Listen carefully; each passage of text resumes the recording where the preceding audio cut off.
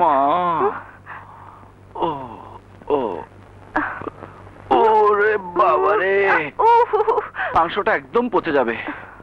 কোথায় যাচ্ছিলাম এমন উল্লুকের মতো? আরে উল্লুকের মতো মানে? পারলে আমি ভাল্লুকের মতো যাই।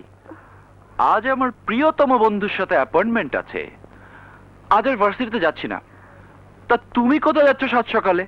আচ্ছা, তোমার সাথে আমার একটু মিল কেন বলো তো? হ্যাঁ, কেমন মিল? আমিও আজকে ভার্সিটিতে যাব না, সারাদিন বান্ধবীদের নিয়ে ঘুরবো, খাবো দাবো। Fine, very fine. চলো, যতদূর যাওয়া যায় আমরা দুজনে একসাথে যাই। না, বেরোতে গিয়ে এত বড় একটা ধাক্কা খেলাম, আমি একটু পরেই যাই। ওকে, অলরাইট, গুড বাই। আর লাগবো না, ছেড়ে দাও।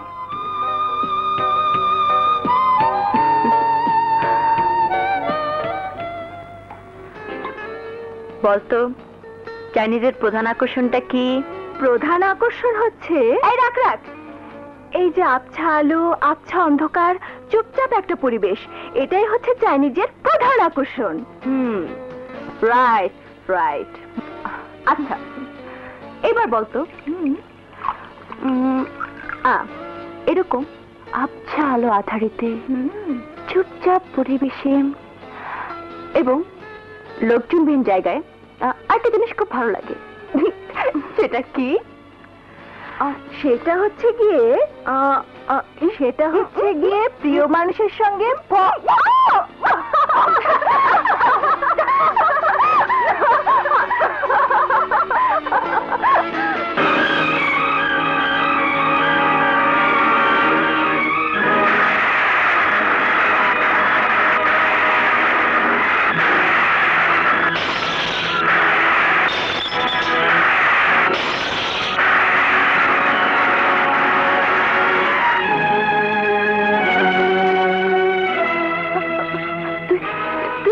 প্লিজ বসো। Thank you. সরি।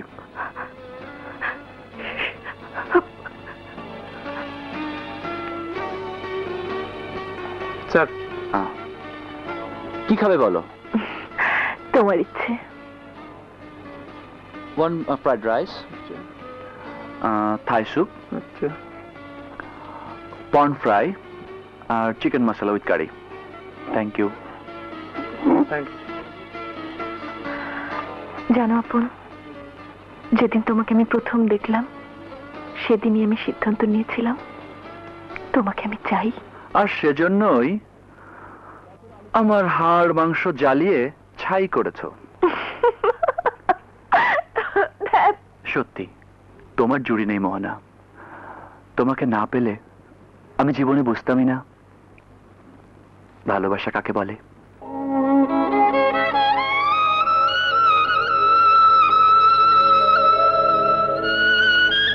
তুমি আমাকে শিখিয়েছো কিভাবে নিজের প্রিয়জনকে জয় করে নিতে হয়। তুমি কোনোদিন আমার কাছ থেকে হারিয়ে যেতে পারবে না। যদি কোনোদিন কোনো অশুভ শক্তি তোমাকে 7 সমুদ্র 13 নদীর ওপারেও নিয়ে যায়, সেখান থেকেও তোমাকে আমি ছিনিয়ে আনতে পারবো। ভালোবাসার সেই শক্তি তুমি আমাকে দিয়েছো।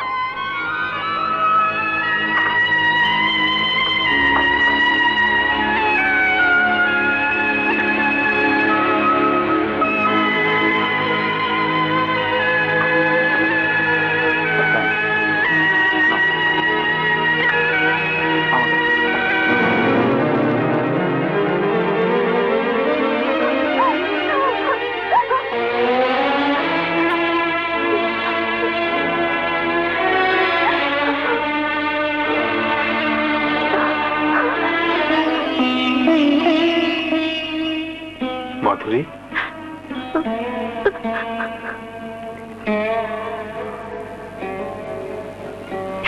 কি হয়েছে বাবা?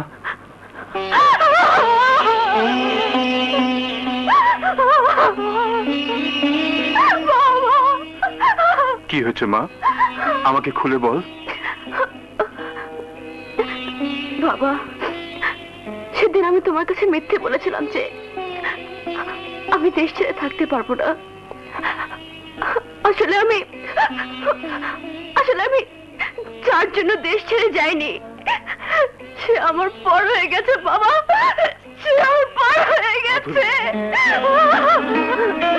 তোর মতো একটা সরল মেয়েকে যে কষ্ট দিতে পারে, কে সেই হতভাগা? তাকে তুমি কিছু বলতে পারবে না বাবা, কারণ তুমিও তাকে ভালোবাসো। নিশ্চয়ই আপন। হ্যাঁ বাবা।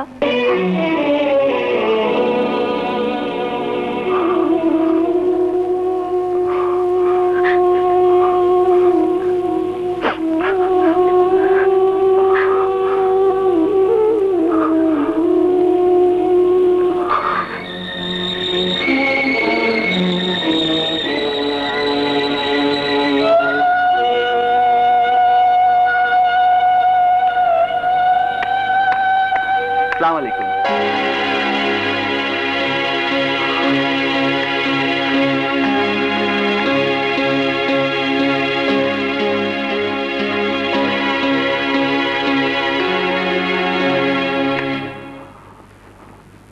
মাধুরী, মাধুরী, কি চাও তুমি? তোমার সাথে কিছু কথা আছে মাধুরী। বলো, কি বলবে? এভাবে কথা বলছো কেন?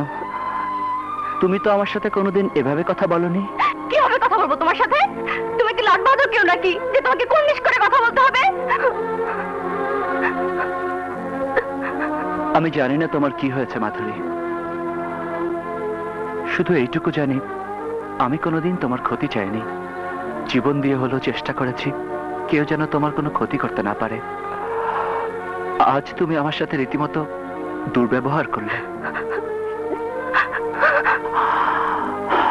যাই হোক,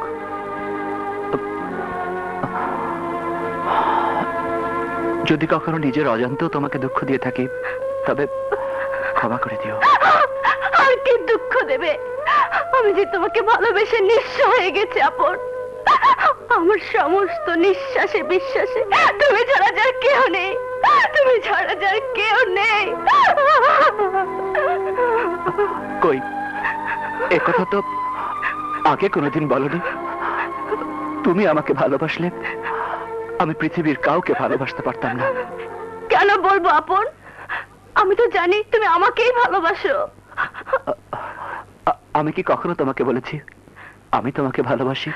বলনি, বলনি। একদিন তুমি জড়িয়ে ধরে বলনি আমার সাথে দেখা না হলে তোমার চারতলা উঠায় বিফলে যেত। একদিন তুমি আমাকে গোলাপ দিয়ে বলনি 1 কোটি ফুলের মাঝখান থেকে বেছে এনেছো আমার জন্য লাল গোলাপ।